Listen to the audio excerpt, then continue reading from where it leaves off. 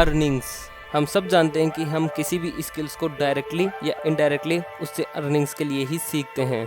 सो आज हम इस वीडियो में बात करेंगे कैसे आप 3D या ब्लेंडर के द्वारा आप अपनी अर्निंग स्टार्ट कर सकते हो। So let's see.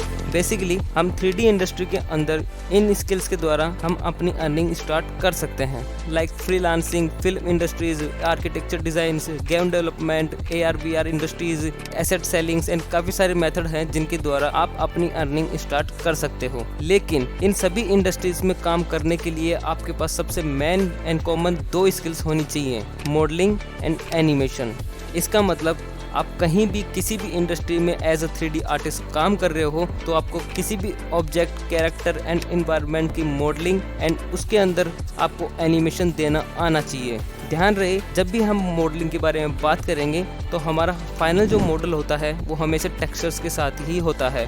So modelling के अंदर हम models, characters, environment design, interior design, product design and काफ़ी सारी चीज़ें मॉडलिंग के अंदर सीखते हैं।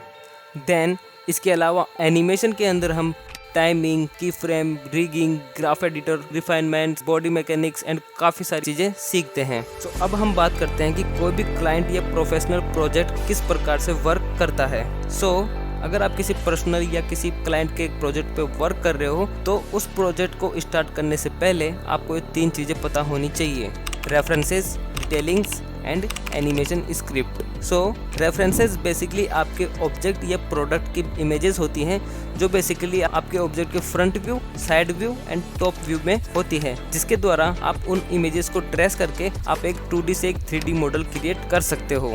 देन डिटेलिंग के अंदर बेसिकली आपके उस ऑब्जेक्ट के अराउंड आपकी थीम, बैकग्राउंड, इन्वायरमेंट, आपके उस ऑब्जेक्ट का टेक्सचर एंड हो सके तो म्यूजिक भी डिसाइड होता है। देन लास्ट अपना एनिमेशन स्क्रिप्ट। अगर आप किसी कंपनी या किसी प्रोफेशनल प्रोजेक्ट पर वर्क कर रहे हो तो आपको हमेशा एक एनिमेशन स्क्रिप्ट मिलती है। उसके अंदर आपके प्रोजेक्ट के एनिमेशन का पूरा डिस्क्रिप्शन होता है, यानी इसमें आपके प्रोडक्ट के मूवमेंट्स, टाइमिंग, सीन कट्स, यानी ओवरऑल किस सीन में किस प्रकार का एनिमेशन होना चाहिए, इन सभी का डिस्क्रिप्शन आपको एनिमेशन स्क्रिप्ट के अंदर मिलता है। डोंट वरी, नेक्स्ट वीडियो में हम एक एग्जांपल के द्वारा इन सभी की डिटेल में बात करेंगे एंड हम देखेंगे कि एक प्रोजेक्ट किस प्रकार से वर्क करता है। लेकिन तब तक इन सभी को क्लियर करने के लिए एंड एक परफेक्ट 3D आर्टिस्ट बनने के लिए सबसे इम्पोर्टेंट आपको हमेशा प्रैक्टिस करती रहनी चाहिए।